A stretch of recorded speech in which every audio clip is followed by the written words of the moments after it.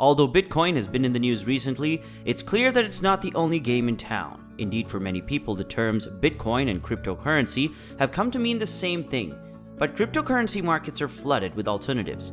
However, navigate your way through these crowded waters, let alone deciding on the best ones to invest in. It can be difficult, which is why we've compiled a list of the 3 altcoins to produce massive boosts of 50 times. Before we continue, if you're new here, kindly hit the notification button to be notified when next I post new videos. Without further ado, let's dive into it.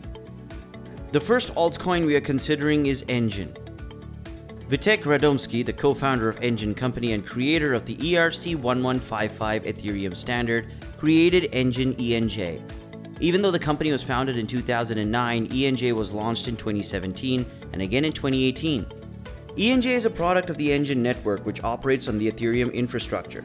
It was created to support the values of assets like ENJ, NFTs, and tokens can be purchased and held and earned by game developers and technology companies within this ecosystem. They are a video game NFT platform designed for issuing and trading in-game NFTs on the Ethereum network. Through these in-game items, Engine is essentially connecting blockchain technology to the video game world, and they do it uniquely compared to other services. As an example, a special piece of armor like a fancy sword or any item from the game could be issued as an NFT on ENJ or Engine. Why do you think Engine has potential? It aims to dismantle the barriers that exist between games and the real world. This is similar to how NFTs have created an entirely new market by digitizing physical art. Engine is doing the same thing but in reverse by giving real-world value to digital items that have been centralized, controlled, and locked up in their universe. So there's a lot to talk about a multiverse in which everyone can trade any item for another. Engine or anyone else who cracks this will be rewarded. Finally, video games generate hundreds of billions of dollars each year, and this figure is rapidly increasing. If Engine can only tap into a small portion of that, they will be rewarded once more, especially given that their current market capitalization is just over $1 billion. Adoption is a potential risk for Engine. The problem is that game development firms want to make money, so no matter how appealing the concept of Engine may be, if developers believe they can make more money using centralized systems, they may never use Engine. The use of NFTs is a second risk I see for Engine. Right now, the use of NFTs as video game items is very exciting because it is a perfect use case. However, we continue to support NFTs, which is a brand new technology in and of itself. The second altcoin in our list is Decentraland. Decentraland is an Ethereum-based platform that allows users in a network to earn money by creating various types of content. Mana is the network's native token. Mana was developed in connection with Ariel Milish and Esteban Ordano, who are well known for their innovative approaches to blockchain projects. While Milish was in charge of the platform's content and design, Ordano was in charge of its technological infrastructure. Mana is a virtual reality platform built on Ethereum.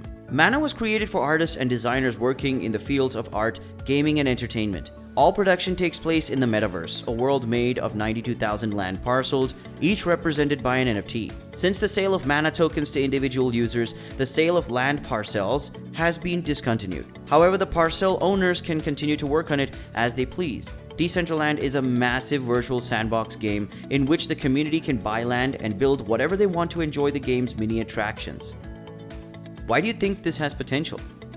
Mana currency has strong tokenomics and a popular decentralized supply, and this instills a little more faith in the project. Furthermore, Decentraland has many solid partnerships as well as a small but mighty active user base. So whether you prefer another game or Decentraland, there's no denying that it's a top dog in blockchain gaming. It's also worth looking into further. What are the dangers?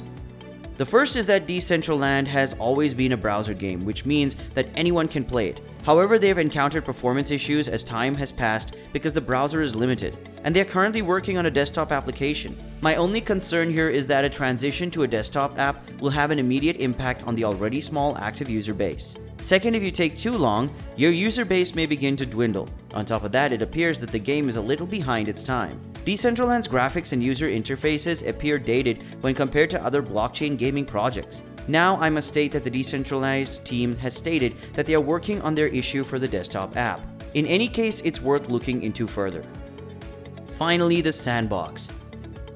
Sandbox began as a simple community-driven pixel art game that quickly grew in popularity in the years following its beta release. Sandbox is similar to Decentraland in that anyone can do or build whatever they want, so I'll be comparing the two a lot. It also has its universal currency Sand, similar to mana. This currency can be used to buy and sell land, items, and even stake, which is fantastic news. You can socialize and play minigames in-game just like in Decentraland, but the main difference is the building. In Sandbox, any community member can use their free software to create assets for the game, which they can then sell in-game as an NFT for the Sand token. So this is the feature that stands out the most to me. It enables all players in the game to earn money. What are the possibilities here? Sandbox has solid partnerships that include the Smurfs, Care Bears, The Walking Dead, and even Atari, and a track record of landing large partnerships bodes well for the game's future. But the user experience is what appeals to me. The graphics in the game are very simple, like a Minecraft-inspired style, and all of the user interfaces are extremely simple to understand, so anyone can play this game. Risks that may exist. The danger I see is twofold. First and foremost, this is a small project with high volatility. Second, sandbox games will be one of the most popular decentralized game genres, and I'm so curious to see when or if a competitor takes the spotlight away from both Sandbox and Decentraland. That's all for today, folks. Thank you for spending some time with us, and if you found this video interesting, make sure to hit the like button and the notification bell, and subscribe to our channel to get access to more interesting videos from us. Until next time.